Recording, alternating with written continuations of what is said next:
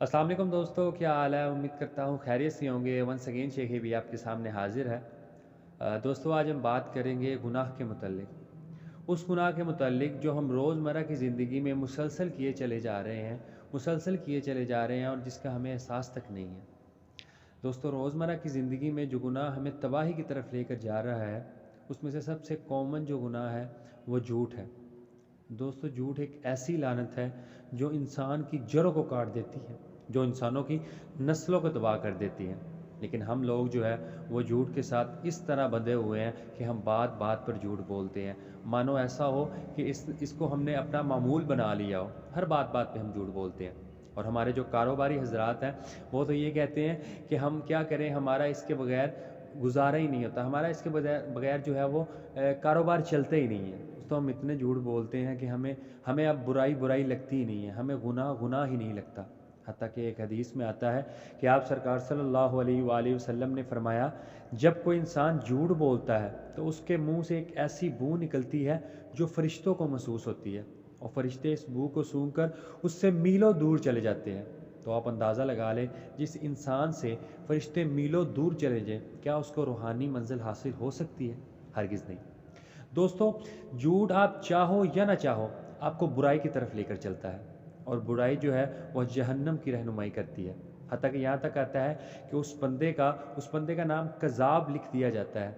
कज़ाब के मानी होते हैं झूठा, उस बंदे का नाम झूठा लिख दिया जाता है। दोस्तों, आप सरकार सल्लल्लाहु अलैहि वसल्लम फरमाते हैं कि इंसान को लगता है कि वो झूठ बोलकर बहुत कुछ कर सकता है, लेकिन फरमाया नहीं, जल्दी जिस गुनाह की पकड़ है वो झूठ है। आप सरकार सल्लल्लाहु अलैहि वसल्लम के पास एक आदमी है, उसने आकर बोला कि या रसूल अल्लाह, मैं शराब पीता हूँ, मैं जुआ खेलता हूँ, मैं झूठ बोलता हूँ। आप मुझे कुछ ऐसा बताएं कि जिसकी वजह से मैं इन तीनों कामों से निजात हासिल कर सकूँ।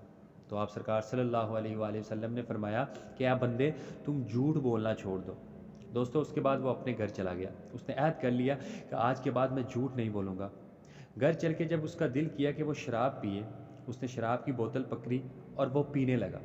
जब वो पीने लगा तो उसके ज़हन में ये ख़्याल आया कि मैं आप सरकार सल्लल्लाहु अलैहि वसल्लम से क्या बोलूँगा कि मैंने शराब नहीं पी, मैं झूठ बोलूँगा। तो उसके ये ज़हन में आया, तो उसने वो शराब की बोतल को है वो जो साइड पे रख दिया। दोस्तों, उसके बाद वो घर से बाहर गया और उसका दिल किया कि वह जुआ खेले। जब वो जुआ खेलने लगा तो सेम यही बात उसके ज़हन में फिर आई कि वो आप सरकार सल्लल्लाहु अलैहि वसल्लम को क्या जवाब देगा कि उसने जुआ नहीं खेला, झूठ बोलेगा। तो उसने जुआ भी छोड़ दिया। इसी तरह दोस्तों, झूठ छोड़ने से उसके ये तीनों काम छोड़े गए। तो आप अंदाज़ा लगा लें कि झूठ जैसी लानत को छोड़कर हम कौन कौन से गुनाहों से बच सकते हैं। दोस्तों, आप सरकार सल्लल्लाहु अलैहि वसल्लम के पास एक शख्स आया। उसने आकर पूछा कि या रसूल अल्लाह, क्या मोमिन बंदा बुज़दिल हो सकता है? तो आप सरकार ने फरमाया, हाँ, मोमिन बंदा बाज़ दफ़ा बुज़दिल हो जाता है। उसके बाद पूछा गया, क्या मोमिन बंदा बखील हो सकता है? तो आप सरकार ने फरमाया, हाँ, बाज़ औक़ात बंदा बखील हो जाता है। जब बंदे के पास औलाद नहीं होती तो वह अल्लाह की राह में ज़्यादा से ज़्यादा खर्च करता है, दिल खोल कर खर्च करता है। लेकिन जब बंदे के पास औलाद आ जाती है तो वो कभी कभी हाथ खींच लेता है, वो कभी कभी बखील हो जाता है। फिर उसके बाद पूछा गया कि या रसूल अल्लाह, क्या मोमिन बंदा झूठ बोल सकता है? तो अल्लाह के नबी सल्लल्लाहु अलैहि वसल्लम ने फरमाया कि नहीं, मोमिन बंदा कभी भी झूठ नहीं बोल सकता, क्योंकि झूठ जो है वो अल्लाह से और उसको जन्नत से दूर ले जाती है। तो आप अंदाज़ा लगा लें आजकल हमारा हाल क्या हो चुका है। हम बात बात पर झूठ बोलते हैं, हमें आप सरकार सल्लल्लाहु अलैहि वसल्लम की कोई भी हदीस ज़हन में नहीं है, कोई भी बात ज़हन में नहीं है। हमारी इस्लाम से दोस्तों इतनी दूरी हो चुकी है कि हम झूठ झूठ इतना झूठ बोलते हैं कि हमें गुनाह गुनाह लगता ही नहीं है। इसके अलावा दोस्तों, एक और जगह पे आता है कि हज़रत आयशा रज़ी अल्लाह ताला अन्हा बयान करती हैं कि आप सरकार सल्लल्लाहु अलैहि वसल्लम को सबसे भयानक बुराई जो लगती थी वो झूठ थी। हज़रत अबू बकर सिद्दीक़ रज़ी अल्लाह ताला अन्हु फरमाते हैं कि ईमान वालों, झूठ को छोड़ दो, क्योंकि ये तुम्हारे ईमान को चीर कर रख देता है।